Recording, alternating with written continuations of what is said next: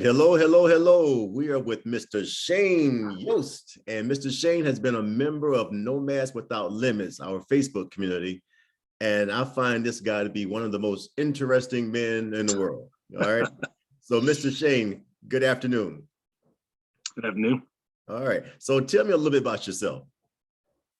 Oh man, I honestly don't even know where to start. These questions always stump me. A quick and easy. I grew up between the U.S. and Australia. I spent my teen years in Florida. We're neighbors. Then I was in the military for about 10 years. Had a few injuries in the military and ended up getting out. From there, I started getting into like nonprofit work and trying to figure out what I can do with my life as it is going through, existential crisis as you get out of the military. Ended up in Uganda, doing some water projects out there. Honestly, my life's, it's kind of a long story and it's very weird. So I did a lot of work out in Uganda. I tried starting a veterans retreat in Montana, but it became too financially crippling. Hey, don't lick your lips at him. Sorry, leave the kitty alone. Come here, kitty. Sorry. So it became pretty financially crippling because to do work out in Montana, especially because it's a very expensive state, it's just not feasible to make something like that. I had a nice property, 10 acres up in the mountains. I wanted to bring out veterans there for like doing horseback riding and camping and fishing and going down the rivers and tubing, just some kind of recreation, because I feel like recreation is a way to actually help people. Because a lot of people get stuck in this mindset where they're trapped in these four walls and they never escape those four walls. And it's really hard to break something out of that. And once they do break out of it, it seems like the world is the limit. And that's my case. So working out there, I still had a lot of issues with PTSD, and I ended up having, hey, get down. And I ended up having a couple, I guess you'd say, relapses. And I ended up hitting rock bottom myself. Skip past a bunch of parts in there, but at one point I ended up leaving Montana and I just pretty much abandoned everything. Abandoned my house, my property, all my trucks, my cars, you name it. I had a 3,000 square foot warehouse alone that was just full of like gym equipment and bikes and motorcycles and four-wheelers, go-karts, you name it. Ended up abandoning all that stuff and going to Montana, or going to California and doing a 6-month in-house PTSD treatment. The treatment itself wasn't that great. It was good. It was good, but it wasn't like for me. I don't find that kind of stuff helpful. But what did help me was when I first got there. First guy I met, his name was Travis. He was my counselor. He asked me, he's like, "So what do you enjoy doing?" And that's when I realized, I don't know. I've never thought about that. I've never thought about what I enjoy doing. Do I enjoy going to the gym because I used to work out a lot? No, actually, I don't. I just did it to do it. Right. So the second day we were there, we went to the beach, and I hate the beach. I mean, absolutely hate it. I don't like the sand. I don't like the water. I drowned when I was a kid. I drowned when I was a kid. So me and the beach and me and the ocean have never got along. So I'm out there, there's people playing volleyball. I don't play volleyball. There's people playing basketball. I don't play basketball. I'm really not good with sports with balls. And then there's people like boogie boarding and surfing. I mean, doing all the fun stuff that you should do at a beach that my loser self at the time just didn't know how to do.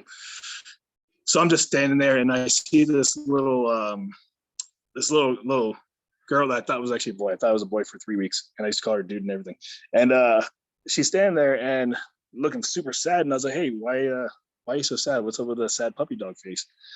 She's like, "Well, I really want to go boogie boarding." I was like, "Well, man, we got boogie boards right here. There's a bunch of them." I was like, "Go." She's like, "Well, nobody would go with me." I'm like, "Ah." I was like, "Man, well, that sucks." So I'm like, let me walk away before she asked me to go with her. So she's like, "Will you come with me?" I'm like, "Fuck." It's like my weakness. Hey guys, come here. I'm sorry. And that's like my weakness. When somebody asked me for help on something, I could see it meant a lot. So I was like, all right. So I grab a board and, start walking out to the ocean. And, she just takes off.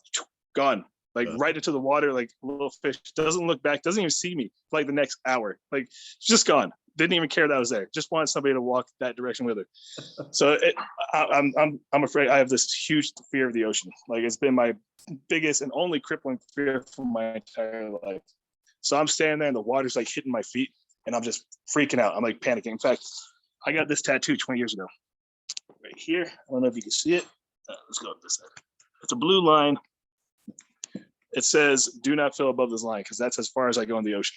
Wow. So I'm standing there and slowly, like, now I'm annoyed. I'm just mad because I know this is an illogical fear and I just don't like that. So I got my arm out and I'm just walking into the water with my eyes closed like this until I get deeper. And I'm sitting there at chest level.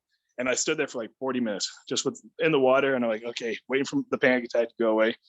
Took about 40 minutes or so. And then I was like, all right, now what? And then finally she comes back. She's like, hey, are you going to catch any waves? I was like, sure. I was like, I'll try it. So I caught a wave. I was like, all right, that was kind of fun. Did it again. I was like, okay, check. I knocked the ocean off my list. Then I did MMA for a while and I broke my ribs. I got kicked in the ribs really hard and I couldn't do anything. And I had this friend that had been asking me, hey, let's go snorkeling. Let's go snorkeling. And, I still don't like the ocean at this point, but I had nothing else I could do. And I need to do something physical and I need something where I just don't move my arms. So I went snorkeling with her. And this is where like my entire life changed, because I get in the water and as soon as I get in there, all these sea lions come up to me, like these seals, and they start spinning around me and everything. They're coming towards me. They're doing flips. And it's like the most amazing and magical experience I've ever had. So from there, I became like addicted to this. Every weekend, I would gather more and more people to go out from like the veteran group, and I would take them out there with me. At one point, I had like 40 people. I care for them and everything. We were all snorkeling, and it was really helping people. It was helping people a lot. So then I got invited to go scuba diving, and I was like, all right, I'm comfortable with the water now. Let's go scuba diving. So I go scuba diving. I was like, man, this is amazing. Next thing that happens, I moved back to Florida and I'm staying with my parents for a bit. And I'm like, man, I need to do something. So I signed up for scuba diving school. So I become an instructor. So I spend the next year between Florida and Hawaii just scuba diving every freaking day. I become an advanced instructor. I become an adaptive dive instructor to teach handicapped people how to dive and everything else. And so Christmas comes around, and I've been diving for like a year and a half now, maybe 2 years. And I've got my very first adaptive diver, and she's in Florida, and I'm going to visit my family from Hawaii. So I fly into Florida to go visit her, and she comes over. She's a girl. She has no legs. And I wake up the very next day, and I'm completely paralyzed from the waist down. I was having problems. Yeah, I was having problems with my legs. They were starting to give up on me a little bit. I went to the VA like 4 or 5 times, and they just kept sending me away. It's normal stuff. So I wake up and my legs aren't working. I feel like death. Like I just don't feel good and I can't walk. So I literally crawl over to my truck. Actually, I grabbed the wrong key, so I ended up taking my dad's truck, and I drove 45 minutes to the hospital using the cruise control. I like hit the freaking curb. I fall out of my truck and I crawl in there, and like they grab me and they take me in, and it turns out that I've got a tumor on my spine. So yeah, so they do the scans on me a few times, and then they're like, well, we need to send you to surgery tonight. I'm like, man, it's like Christmas. This is Christmas, by the way. I'm like, oh, Christmas. I was like, okay, well, shit. So they prepped me for surgery, and then the surgeon couldn't make it. So I ended up doing this for the next 7 or 8 days, where the surgeon is coming in to get me, but never makes it in. And so finally I get the surgery. I wake up from the surgery hoping that I would be able to move my legs, and now I can't feel anything from the waist down, can't move anything from the waist down, fully paralyzed. So I spend the next 2 months or so in the hospital going through rehab and learn how to walk again and all this other stuff. And like now I'm a T12, so I do have partial paraplegia. I don't have a lot of feeling in my legs. I don't have full use, but I can walk. And that's amazing enough as it is. So my scuba diving pretty much stopped there, and my entire life took a big shift, because I had just started figuring out who I was. I started getting into the groove of things on, this is my life, this is how I want to be. I'm going to be living by the ocean, hiking the mountains, everything else. And now can't really hike that well, or at all. I have really bad balance. I can't swim that good. My legs just, I can't really do this. So like I had another existential crisis. Like, now what do I do? So I think 1 or 2 weeks after I got out of the hospital, I went and got stem cell, and that really helped a lot. And then about a week after that, I grabbed my canes and I got a nanny, and me and my son went to Costa Rica. I was like, screw it. I've never really left the country for my own reasons. I was like, I'm just going to go to Costa Rica. No idea what we're doing. Just went to Costa Rica, caned around all over the place on my crutches. And it was great. It was great. I finally was getting out of the country. I was meeting backpackers, I was meeting people from all around the world. And I was like, man, it's like, this actually isn't that expensive to do. Right. So I got back, and I'm back home for a couple of weeks. I'm like, I love opera, family opera. So I was like, I'm going to go to London and watch family opera. So I went to London to watch family opera on my birthday. And it was like the most amazing thing ever. I loved it. It was great. London, not so much, but the opera house is amazing. Right. So yeah, and then after that, I was like, you know what? I'm just gonna travel. I missed a big part where I built a hotel in Uganda. So I had a hotel in Uganda, and so I was like, you know what? I haven't been there for years. I was like, I'm gonna go and check it out. So I went back, and I was like, I'm just gonna travel for a couple of years. I just packed my bags, started traveling. Got to Uganda, was there for a few weeks, and then I got a message from some guy on Facebook randomly. He's like, hey, he's like, I see you're looking to travel and you're interested in owning a boat. He's like, how about you spend some time with me on my boat, help me out a little bit. He's like, you'll learn about a boat and see if you actually want to live on a boat. I was like, sure. I was like, as long as you don't mind a cripple on your boat, man. He's like, all right, let me on. We spent 2 months sailing around Greece, which was amazing, visiting all the Greek islands. We were doing some diving as well. I learned how to dive with gloves, so we started diving. We went into like this cave, which you should never do diving, by the way. Don't ever do that unless you're very experienced. Even then, it's still dangerous. We went into this cave and we were cave diving a little bit, and we came up on like a bunch of sculptures that were left there, maybe during the Roman periods, that were just stuck in this cave, and maybe it flooded out. It was the coolest thing ever. Like, we just found them in there, just sitting there. They've probably been sitting there for 1,000 years. Who knows? Really cool. So, I mean, I really got a taste of adventure. I ended up switching on from that boat to another boat where there's another veteran. He took being handicapped to a new level. No legs, one arm, and he was the captain of his boat. And honestly, this dude, he could sail better by himself than he could with other people. This guy, he sailed all around the world. He's actually, I think he's in South America now, and he sailed it by himself. I mean, he's a freaking absolute beast. He was the youngest wounded veteran in the Iraq War for the British Army. Okay. So I spent some time with them, a couple of weeks with them. We sailed from Greece to Italy, and then this girl, she was in a plane crash, and she was in a plane crash a couple of years ago, and she had this lawsuit, but she was afraid to fly. So she's like, "Hey, I'm terrified of flying." She's like, maybe you want to drive to Scotland with me in a camper van?" I was like, "Yeah, why not? Fuck it." So we get a camper van, and it breaks down. It breaks down in Italy. We end up getting towed by this drunken Romanian guy who ends up passing out before he can fix it. So we spent like 3 days in his parking lot while getting this thing repaired. So yeah, ended up going to Scotland.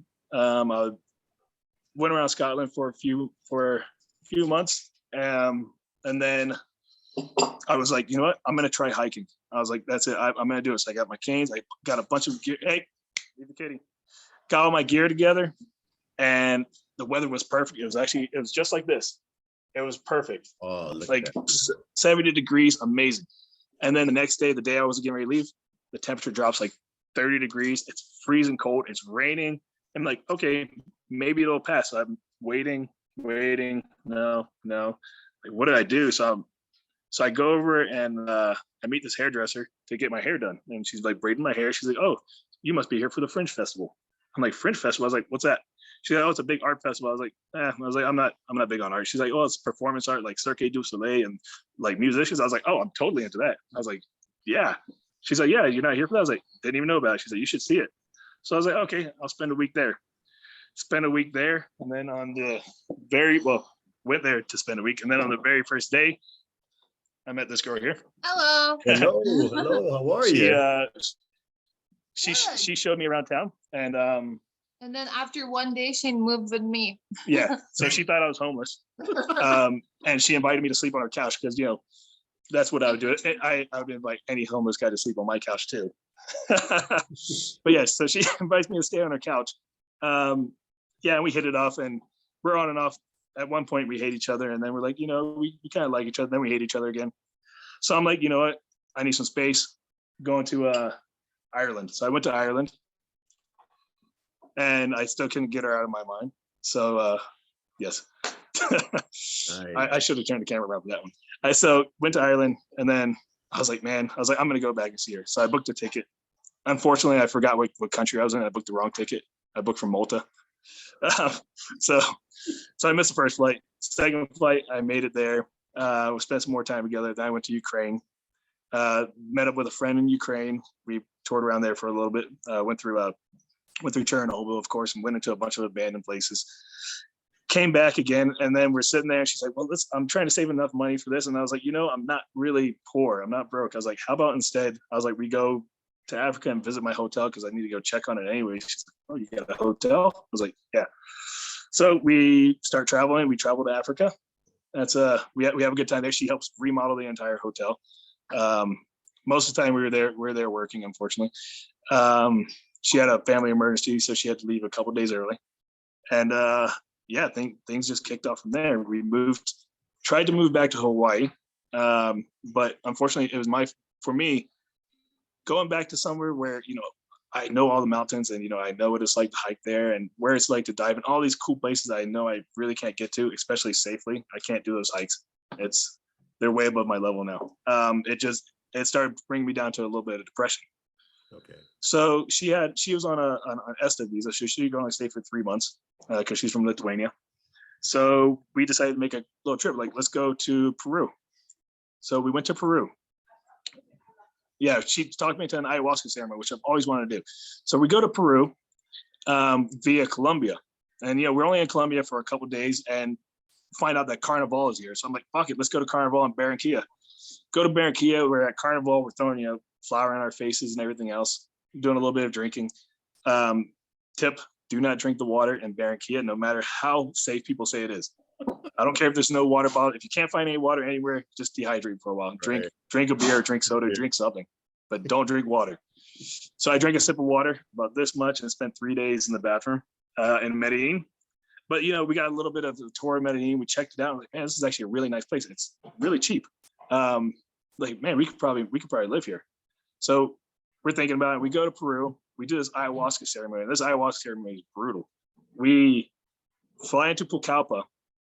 We have to take a biplane down to Pucallpa. And then we take a 2.5 to 3 hour drive through this mud road. I'm talking about mud road where there are cars sunk up to their windows. Then we take a boat down the Amazon River for about 45 minutes, and it goes down to the Amazon River, then it turns into a boiling river. It's a massive hot spring river. Like, it's so hot that it'll burn you. So we go down this boiling river, and then we get out there, and then we're like, what? And the guy's like, okay, that way. I'm like, that way? He's like, walk that way. I'm like, dude, we're in the middle of a fucking jungle. You want us to just walk that way? He's like, walk that way. I'm like, okay. So we walk that way. And you gotta think, I'm still not the best walker. I've got canes and everything. I'm still walking on my canes. So I'm hiking through, and this is like a 45 minute to an hour hike through the jungle. And, you know, I'm just trying to follow the most used trail. I'm like, it looks like somebody went here not too long ago. I guess we go that way. So we find this place. By a miracle, we found this place. And we sat there, and it's in the middle of the jungle. It's super hot. It's surrounded by the boiling river. There's no cold water anywhere. It's hot. It's hot on top of hot and humid and full of mosquitoes. It's a very interesting experience. The first day, you know, we drink the ayahuasca. We're kind of thrown into this whole thing. Like, we don't know anything. I don't speak a lick of Spanish at the time. I don't know anything that's going on. So I'm just there. So I drink the ayahuasca the first night and nothing. I just had a sore stomach and I was just miserable. We have a day off where the day off is very boring because there's nothing to do. There's half of a book that's laying around that That's it.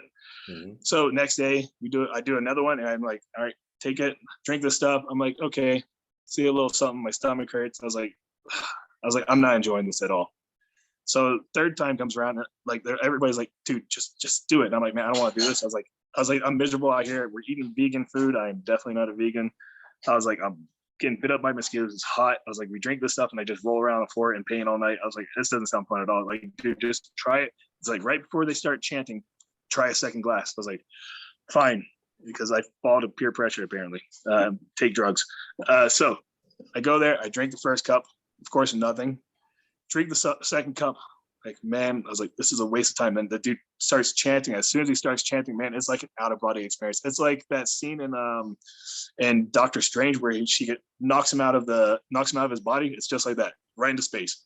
So I go on this crazy trip, flopping on the ground, all kinds of weird. My hands turn into spiders. It's actually pretty cool, and it's a really strange experience. Like I start feeling things I've never felt before, like joy and love and all these things that I can feel them, but maybe because I've been through a lot of trauma as a child and as an adult, I'm kind of desensitized to it. And like one of the things I would always see guys like at a beach playing with the kids and just having a great time and enjoying life and stuff like this, and I've never been able to experience that emotion that they have. I'm by definition I'm a little bit mentally retarded, so sorry, emotionally retarded, not mentally, but so I'm sitting there and I started having all these feelings, and I'm starting to understand these things that I've never really understood. And it's like 10 years of therapy in a bottle. It helps me through all these situations that I didn't even come there to address, like all these scenarios and all these things that I buried throughout the past, like going through wars and stuff like this. Mm-hmm. And right afterwards, I felt like I was on a whole new path. Otis, I'm watching you.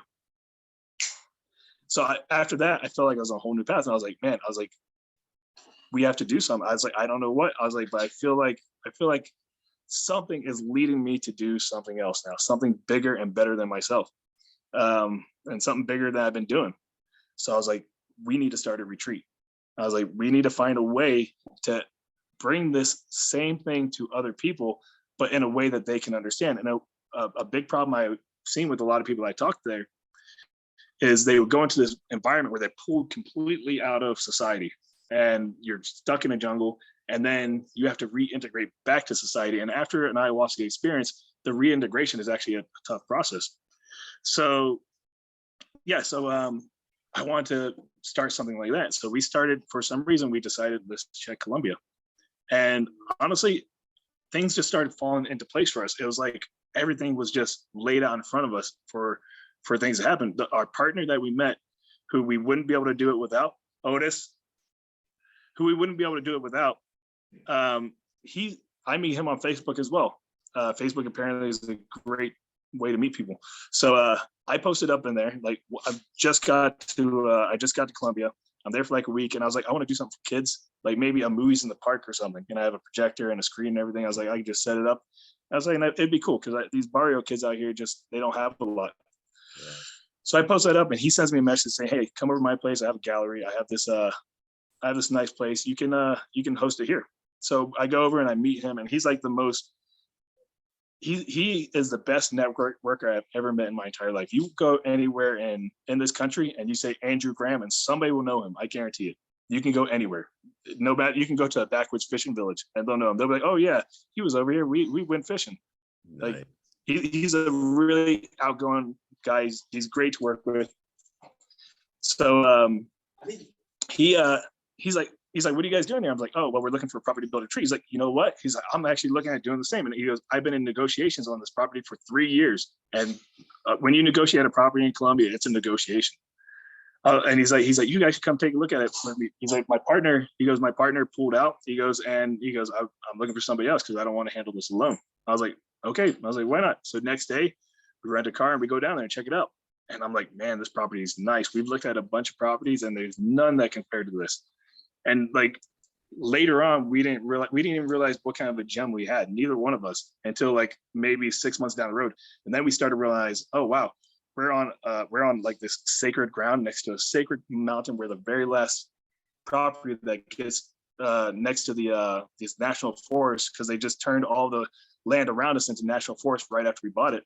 We have a 3,000-year-old road that goes right through our property. It's just, everything about this property is just amazing. It's perfect. So we started doing that. We started building this project. You know, things happened with COVID, of course, and COVID really did slow us down. But I mean, we're making great strides out here now, and things are really coming along. I mean, as far as the nomadic stuff goes, there was a point where, like, while we were doing all the negotiating, we did all the paperwork.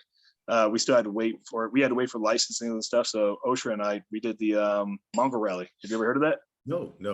What's that? Oh man. So the Mongol Rally is, you get a car that's under 1100 cc's. Okay. Or no, sorry, 1.2 liters. 1.2 liters. It should cost around 500 pounds or so. And you drive that sucker from the Czech Republic all the way to Mongolia and into Russia, if you can. Our car, we had a Subaru Libero, which is like, it's like this tiny little minibus that the back can actually turn into a bed. It was amazing. We traveled all over the place with that. We take it from Lithuania into the Czech Republic, through Hungary, where we stayed where we camped next to this amazing crystal clear pebble lake, and we just went skinny dipping for like 2 days. Amazing. It was like the best thing ever. Took it up into Ukraine, where we caught on fire. Then we had it repaired. And this backwoods place in Ukraine, our car breaks down, and we're literally pushing our car through this town looking for a mechanic. And we finally find a mechanic, and he's like, "Oh yes, I'm a mechanic. You come." He's like, "Okay, you sit here." I'm like, "All right." He's like, "You try cake." He's like, "My wife bakes cakes. You try cake." I'm like, "Okay, why not?" He's like, "Here, eat this cake. Drink this vodka." I'm like, "Dude, it's like 8 a.m. He's like, yeah, just a little bit of cake, a little bit of vodka. We start." Okay, eat cake, drink some vodka. He's like, "Oh, you try other cake my wife bakes." I was like, "Okay." Brings another cake, and I do like cake. Not so much vodka, but after a couple cakes and a couple vodkas, you don't realize it anymore. So we're like 5 cakes in. I'm like, "Bro, how many cakes does your wife make?" She's like, "Oh, she bakes cakes for weddings, for people, lots of cakes." And it's like 1 o'clock, and we're hammered drunk. I was like, "Man, who's working on our truck?" He's like, "Oh, I'm working on your truck." I was like, "Dude, we've been sitting here drinking vodka cake." He's like, "Yeah, vodka cake first, and then work on car." So yeah, that happened. We spent some time in Ukraine fixing it. Traveled down to Bulgaria, where it caught on fire, or where it blew up again. We had another issue. Met this really cool dude in Bulgaria who had a similar retreat. Like it was more like a youth retreat. Yeah. Where they would take kids to, and they would do like these trust building exercises and stuff like that. You know, really great place. So when we left there, right before the Turkish border, we really caught on fire. The whole back caught on fire this time. And luckily we were with another person from another team, and they towed us across the border into Turkey. We actually pushed across the border. The border patrol gets out. He's like, "You get out of your car." I was like, "Oh man." He's like, "Here, stand here." I was like, "Okay." He's like, "Here, hold this." I was like, "All right." I'm like, "Why the fuck? Why am I holding your phone?" He's like, "You take a picture of me. Take a picture."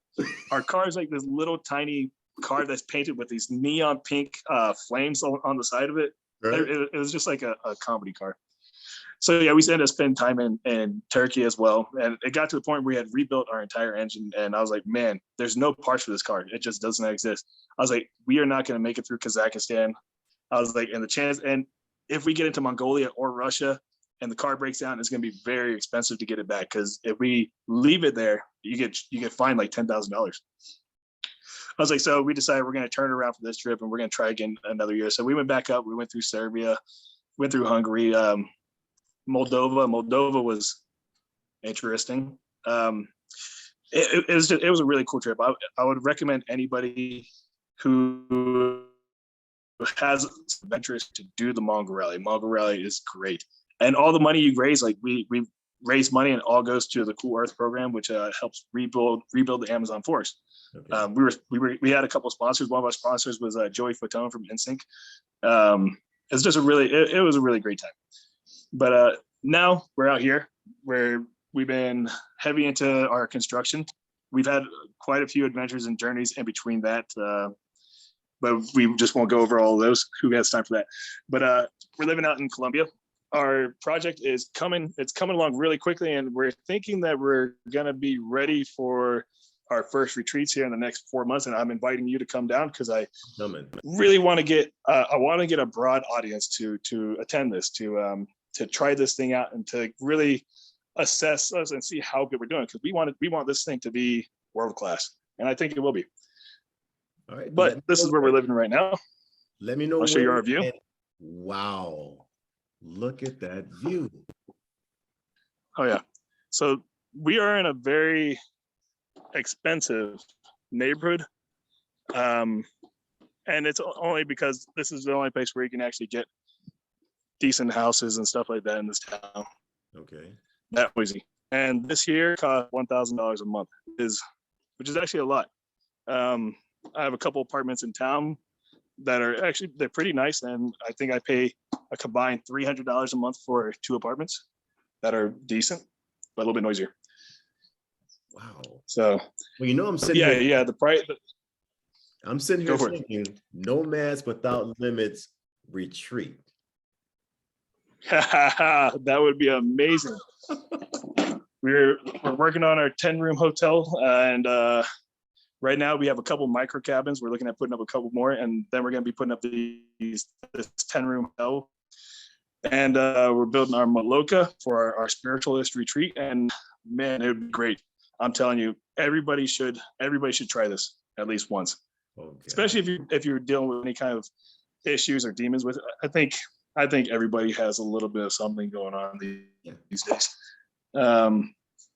It helps with addiction, helps with all kinds of stuff. Like Oshra was trying to get over smoking, and it wasn't even something that she went there like thinking about. But like after she was done, she just never felt like smoking again. Just that was it. Yeah, and drinking. Yeah, a lot of people that go there, they don't want to drink anymore. It's just really weird. It's weird. It's just like a reset. Wow. It's interesting. Like the things that you see and the feelings that you feel, they somehow relate to the issues you're dealing with in a way where they don't at all. You just gotta surrender yourself. If you fight it, it fights you back, and it makes it worse. If you just give up and let it take you, it's like a smooth ride. Wow. It's a ride through the clouds. It's an amazing experience. I tell people that PTSD is real. It really is. Oh, of course, yeah. And I'm a firefighter, and there are a lot of firefighters that have PTSD, but a lot of times we try to be I'm sure you guys see shit. Yeah, we try to be gung-ho. We don't talk about it. Of course. And I tell people, that's the way. It's not normal to see brains on the highway first thing in the morning, and then to go back to the station and have scrambled eggs for breakfast. Exactly. Yes. It's not normal. Yeah. My hardest thing was always dealing with kids, seeing kids, and that's it's something that at the time it doesn't bother you, and it was really strange. Like for my whole PTSD thing, I knew something was wrong when I stopped feeling like one of my friends died. I was just talking to him and he's dead, and the only thing I think about was, man, I was like, I need to go and fix this truck now.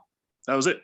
Like it didn't, for some reason, it wouldn't hit me. I was thinking about, man, I was like, why am I not upset? Why do I just feel nothing now? And that stuck with me for a long time. Yeah. Right. It's a real thing. And no matter how hard or how tough you are, because I would say that I was a pretty tough dude.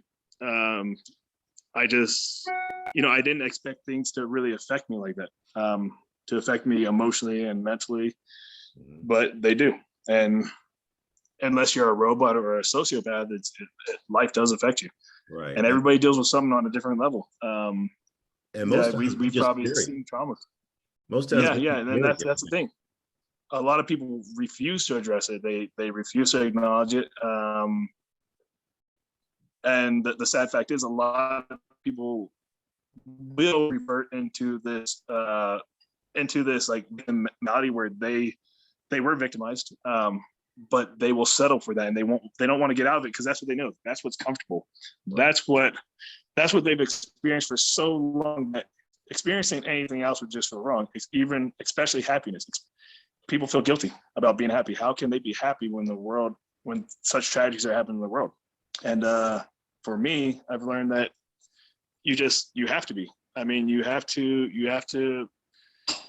if not anything, you have to live for others. And that's been my thing. My ever since I left the Army, my motto and my mentality was I need to do as much good in the world as these guys would have done if they were alive combined. And that's why I have so many projects going on right now. I just bought a school in Uganda. We have 108 students there, and I'm working hard to get this thing remodeled while working this project here. I'm in talks with the Federación de Cafeterios. I can never get it. Anyways, they're the governing body of coffee for Colombia. They are in charge of the entire export and import of coffee through Colombia. But I've been talking with them about converting one of their old warehouses into a community center. Yeah, we got big projects. Right. I admire you. I admire you. I still say, like, you've just proven what I'm saying. You are like the world's most interesting man. I don't know about that.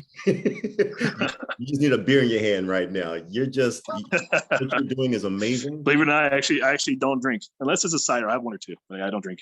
Okay, but what you're doing is amazing, and you're inspiring people, because so many people have gone through what you're going through or have been through, and so they can look at you and say, "Man, you know what? This guy made it this far. I can't give up. I can't stop." And it comes down to a lot of determination, and yes, you have to sacrifice a lot to push yourself that far. People always ask me, like, man, or some people say to me, "Matt, if I had that much money, I would do something too." I don't have a whole lot. It's just I give a whole lot, but the only reason I have that much is because I have to do this. I have to make money in order to be able to achieve these goals. So really, it's like a side effect. It's the side effect of needing to do more is you have to make more. Gotcha. And you just have to find ways. You just have to think outside the box on how can I make money? How can I do this? How can I finance? Because I can't fundraise. It's just not the type of person I am. I can't ask people for money. I don't think it's right to ask people for money either. It's just so I feel like if you need to do something, you just need to push yourself to do it, or you need to get the right people together to make it happen. So that's what I do. I try to push myself, and I try to get the right people on board to help me, because I can't do it. I wouldn't be able to do it alone. No way. The project I have here in Colombia, I would never be able to do it without my partner. Not a chance in hell, to be honest. The projects I have going on in Uganda, wouldn't be able to do it without the people I have there, with the school administrator and everything else. It would be nothing. So, and when you have people are a great asset. When you have the right energy, you will attract the right people to you, and those people will help you get. Yes, this is very true. Yes. So I got one question. Absolutely. You are the people you keep. Yeah. Got a question. Let's say there's somebody out there who's down and out. They don't know what to do. What words of encouragement do you offer that person? Well, so I deal with a lot of people. I deal with a lot of suicides. Like just in the last few years, I've had quite a few of my friends kill themselves. And I always tell them, if you're going to kill yourself, okay, I'm not going to stop you. That's your right. You can do that. But first, before you give up, try everything. Try all the things you've never tried before. If you have a bucket list, finish that bucket list off. And at the end of the day, if you're done with that bucket list and you're like, man, my life still sucks, do it. But I can almost guarantee that by the time you get done with that bucket list, you're going to want to add more to it. That's just it. And I've had quite a few friends take me up on that, and their lives are completely different now. They're living these crazy lives that I would never imagined either. And it's great. And it's amazing to see. Like 9 out of 10 times you might talk to people and it might go in one ear and out the other, but when it connects with that one person, that's what really matters. And yeah, I guess that's why we do what we do. Man, I'm proud of you, man. I'm honestly proud of you. You are living, you hit rock bottom, and look at you now. 2 times. But you're the prime example. Don't give up. Don't stop. We got shit to do in this world. There's no thing. That's true. Man, I just want to thank you. Thank you for opening up and sharing everything with me. Thank you for being transparent. Hey man, not a problem. And like watching you, honestly, you're an inspiration. I watch you and I'm like, man, this guy enjoys his life so much. And really, I've told Oshra, I was like, man, I really want to try to be more like this guy. I was like, because I see you out there and you just, you put yourself way out there. You do. And you'll just do anything and you'll do it with a smile on your face and you enjoy it. And you can have a shit experience and you still find the silver lining. That's something I haven't learned how to do yet. I'm still working on that. And this is my year. I'm really pushing for that mentality. And that part of that is because of you. Right. Hey, thank you. But while you were telling your story earlier, I'm sitting here thinking, okay, you wake up, you're paralyzed. And because of that, it pushed you to go further in life. Yeah, it did. It really did. It actually, that was a huge wake-up call. It got to the point where in the beginning, I wanted to kill myself. And I really did. I just couldn't get to the top of the roof. I tried. But then what happened was the doctor came in and told me, you're probably never going to walk again. And that's when was like, okay, well, now it's a challenge. So, but now I'm walking without canes. And actually the first time I was really able to walk really well without a cane was at the ayahuasca ceremony in the middle of the night. It was a crazy thing. I got up and I like the first times I was falling over the place. Like the shamans there would like come over to me because I would fall so much. But then I just stood up and started walked over to the bathroom, and I realized, like, holy shit, I'm walking without my canes. This is crazy. Apparently there's a scientific reason for it as well. We're not going to go into that, but yeah, these days I'm walking fine. I can sort of half jog a couple feet at a time, but yeah, I guess I really can't complain. If I had never ended up in this situation, there's a lot of people who probably wouldn't be getting the help that I'm giving them right now and I'm helping bring to them. So it's a blessing and a curse. This is the silver lining. It's the things, your worst day, it might be the worst day right now, but in the future, that worst day might turn the best thing that's ever happened to you. Bingo. That's it. That's life right there. That's it. Is. Can I get a fist bump? Thank you, Got bro. you, buddy. Thank you. All right, man. Hey, thank you for your time. Also, let us know what's your email address, what's your website. Let people know how to get in touch with you. Okay. Yeah. I probably need to make one of those. So, all right, Ben. All right. Take care. All right. Take care. See you. All right. Thanks. All right, man. This smile on my face gets bigger and bigger and bigger. That is a prime example, man. This cat is a prime example that you don't give up. No matter where you are in life, you keep going, you keep pushing, and your days are going to get better. They're going to get brighter. You just got to put your helmet on, put your seatbelt on, buckle up, and ride it out. Just ride it out. Don't stop. But thank you once again. And if you want to know more, I'll drop the information for Shane. You can reach out to him on Facebook. Just enjoy life, guys. All right. Have a good day. Subscribe, share with your friends. Let people know what we're doing here. All right. Take care. And it was nice talking to you guys. Take care.